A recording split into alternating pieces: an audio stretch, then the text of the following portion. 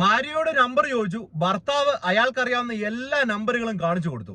നിങ്ങൾ ഈ വീഡിയോ കണ്ടിട്ടുണ്ടായിരിക്കും. കണ്ടിട്ടില്ലാത്ത ആളുകൾക്ക് ഒന്ന് കാണിച്ചു തരാം, ഒന്ന് കണ്ടേക്കൂ. ബസ് കണ്ടക്ടർക്ക് മർദ്ദനം. ഭാര്യയോട് മോശമായി പെരുമാറിയെന്ന് ആരോപിച്ച് ഭർത്താവാണ് കണ്ടക്ടറെ മർദ്ദിച്ചത് എന്നാണ്.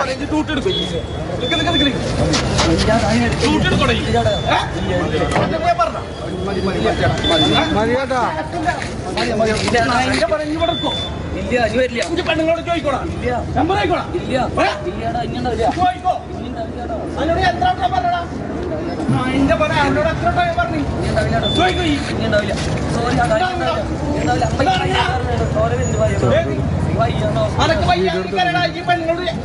കൂടെ ജോലി ചെയ്യുന്ന ആളുകൾ നോക്കി നിൽക്കുകയാണ്. കാരണം ഇടി കിട്ടുന്ന അവന് ചെയ്തിരിക്കുന്ന തെറ്റാണെന്ന് ആ ഇടി കിട്ടുന്ന സമയത്ത് തന്നെ അവൻ സമ്മതിക്കുന്നുണ്ട്. ഞാൻ ഇനി ചെയ്യത്തില്ല, ചോദിക്കത്തില്ല എന്ന് പറയുന്നുണ്ട്. സംഭവം വളരെ കൃത്യമായിട്ട് ഈ വാർത്തയിൽ പറയുന്നുണ്ട്. ഇതിനു മുമ്പും ഈ കണ്ടക്ടർ ആ പെണ്ണിനെ ശല്യം ചെയ്തിട്ടുണ്ട്. ഇവര് മാന്യമായി ഇദ്ദേഹത്തെ വന്ന് പറഞ്ഞ് ഒഴിവാക്കി വിട്ടതാണ്. ഇനി ശല്യം ചെയ്യാൻ പാടില്ല എന്ന് പറഞ്ഞു വിട്ടതാണ്. അതിനുശേഷം ഇന്ന് അവൻ വീണ്ടും പുറകെ നടക്കുകയും ഫോൺ നമ്പർ ചോദിക്കുകയും ചെയ്തപ്പോൾ ആ പെണ്ണിന്റെ കെട്ടിയവൻ വന്നേച്ച് നല്ല കിണ്ണൻ ഇടി കൊടുത്ത സീനാണ് നമ്മളിപ്പോ കണ്ടുകൊണ്ടിരിക്കുന്നത്. ഞാൻ എന്തുകൊണ്ടാണ് ഇപ്പൊ ഇതിനെക്കുറിച്ച് സംസാരിക്കാൻ വന്നതെന്ന് പറയുന്നത് ഈ വീഡിയോ നിങ്ങൾ എല്ലാവരും കണ്ടിട്ടുണ്ടാവും.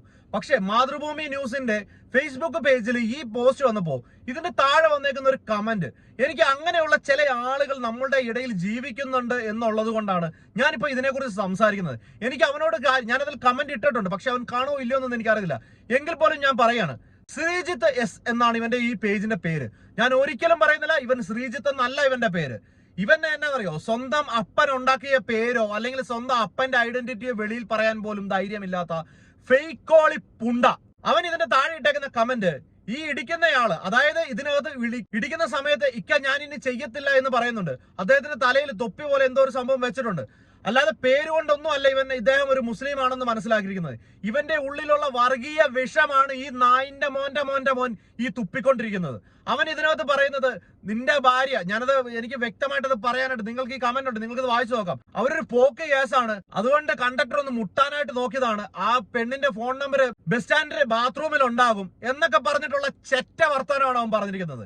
എടാ നായിന്റെ മോനെ, ശ്രീജിത്ത് എസ് എന്ന് പറയുന്ന ഈ പേരിന്റെ പിന്നിൽ പാത്ത് ഒളിച്ച് നട്ടലില്ലാതെ, ആണെന്ന് പറയാൻ പോലും ധൈര്യമില്ലാതെ നീ ഒളിച്ചിരിക്കുന്ന നിന്നോടാണ് എനിക്ക് പറയാനുള്ളത്. നിന്റെ വീട്ടിലുള്ള നിന്റെ തള്ളയുടെയോ അല്ലെങ്കിൽ നിനക്കൊരു പെങ്ങളുണ്ടെങ്കിൽ അവളുടെയോ അല്ലെങ്കിൽ നീ കെട്ടിയതാണെങ്കിൽ നിന്റെ ഭാര്യയുടെ സ്വഭാവമാണ് നാട്ടിലുള്ള എല്ലാ വീട്ടിലെയുള്ള പെണ്ണുങ്ങൾക്കെന്ന് കരുതുന്ന ഈ കൊണച്ച സ്വഭാവമുണ്ടല്ലോ, അത് നിന്റെ വീട്ടിൽ വെച്ചാൽ മതി. ആദ്യം നിന്റെ സ്വന്തം ഐഡന്റിറ്റി പുറത്താക്കാനുള്ള നട്ടല് കൊണ്ടുപോവാ നീ. പിന്നെ പറയാനുള്ളത്, നിന്റെ വീട്ടിലെ ഓരോ പെണ്ണും റോട്ടിലേക്ക് ഇറങ്ങുമ്പോ അവളെ റോട്ടിൽ തളർന്ന് വീണ് കഴിഞ്ഞാല് എടുത്തോണ്ട് പോകുന്നവൻ ചിലപ്പോ ഇതുപോലെ ഒരു തൊപ്പി വെച്ചവനായിരിക്കും.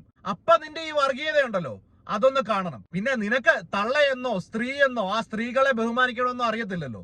അതുകൊണ്ടാണല്ലോ ഇങ്ങനെയുള്ള കമന്റുകളുമായിട്ട് വരുന്നത്. എന്തായാലും മോൻ ചെന്നിട്ട് ആദ്യം നട്ടലുണ്ടാക്കി സ്വന്തം ഫോട്ടോ വെച്ച് ഒരു പ്രൊഫൈൽ ഉണ്ടാക്കാനുള്ള ധൈര്യം ആദ്യം കാണിക്കുക. എന്നിട്ട് മറ്റുള്ളവന്റെ വീട്ടിലെ പെണ്ണുങ്ങളുടെ ചാരിത്രം തപ്പി നടക്കാം.